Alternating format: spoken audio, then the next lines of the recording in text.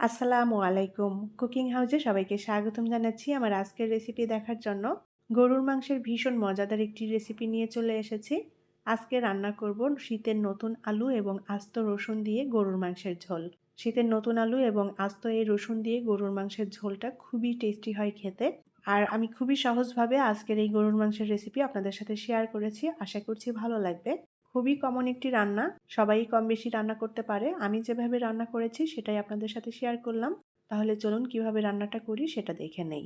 এখনও যারা আমার চ্যানেলটি সাবস্ক্রাইব করেননি তারা প্লিজ আমার চ্যানেলটি সাবস্ক্রাইব করে নেবেন এবং পাশে থাকা ছোট্ট বেল আইকনটি প্রেস করে দিবেন।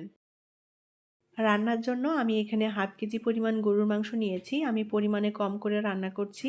আমি সেই অনুযায়ী সব মশলাটা নিয়ে নেব।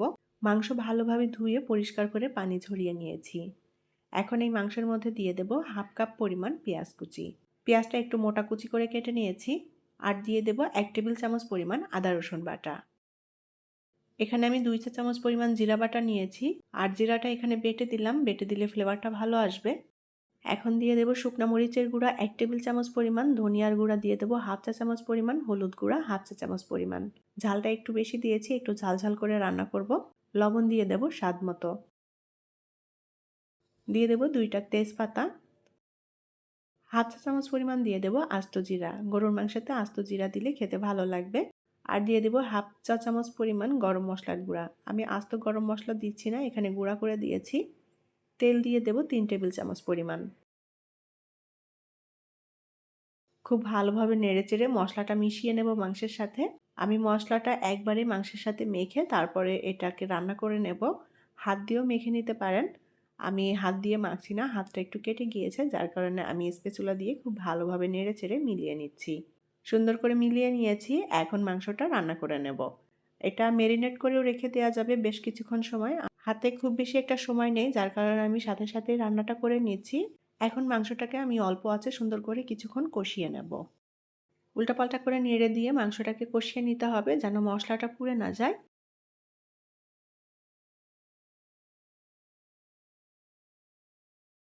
হাতে মেখে এভাবে মাংসটা রান্না করলে খুবই টেস্টি হয় খেতে। মাংসটা কষিয়েও রান্না করা যাবে, একেকটার একেক রকমের স্বাদ হয়। তো মাংসটা আমি 5 মিনিটের মতো কষিয়ে নিয়েছি। এখন এর মধ্যে সেদ্ধ হওয়ার জন্য পানি দিয়ে দেব। পানিটা পরিমাণ মতো দিয়ে দিয়েছি। মাংসটাকে এখন ভালোভাবে রান্না করে নেব। ঢাকনা দিয়ে ঢেকে অল্প আঁচে এখন মাংসটা রান্না করে নেব। অল্প আঁচে এবং ঢাকনা দিয়ে ঢেকে দিয়ে মাংসটা রান্না করে নিলে খুব সুন্দর মতো সেদ্ধ হয়ে যাবে। আমি 20 মিনিট ঢাকনা দিয়ে ঢেকে মাংসটা রান্না করে নিয়েছি অল্প আঁচে। এখন মাংসটাকে একবার উল্টাপাল্টা করে নেড়ে দেব, যেন মাংসটা সমানভাবে সব দিকটাই সেদ্ধ হয়ে যায়। আবারও ঢাকনা দিয়ে ঢেকে দেব। আরও 10 মিনিট আমি ঢাকনা দিয়ে ঢেকে রান্না করে নিয়েছি। আর এই পর্যায়ে মাংসটা কিন্তু সুন্দর মতো সেদ্ধ হয়ে গিয়েছে। এখন মাংসে যে পানিটা আছে পানিটা টানিয়ে নেব, খুব ভালোভাবে কষিয়ে নিতে হবে। গরুর মাংস এই পর্যায়ে যত ভালো কষানো হবে মাংসের টেস্টটাও ততই বাড়বে।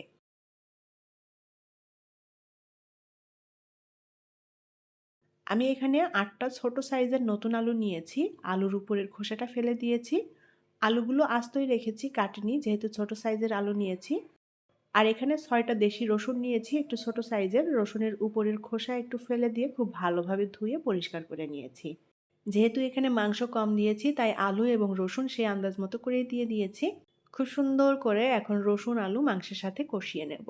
আমি এখানে যেহেতু ছোট আলু নিয়েছি যার জন্য আস্ত রেখেছি, আলুটা সেদ্ধ হয়ে যাবে।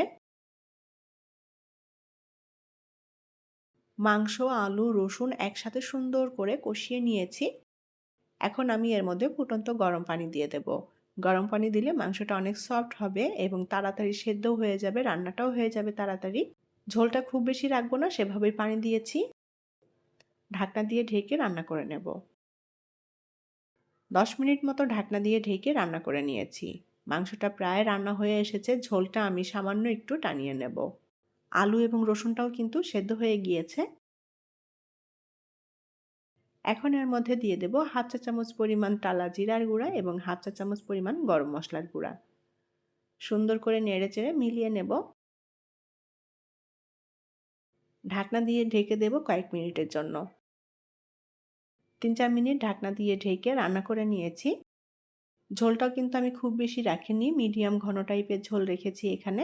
শীতের নতুন আলু এবং আস্ত রসুন দিয়ে গরুর মাংসের ঝোল রান্না করা কমপ্লিট। এখন এটা নামিয়ে পরিবেশন করব।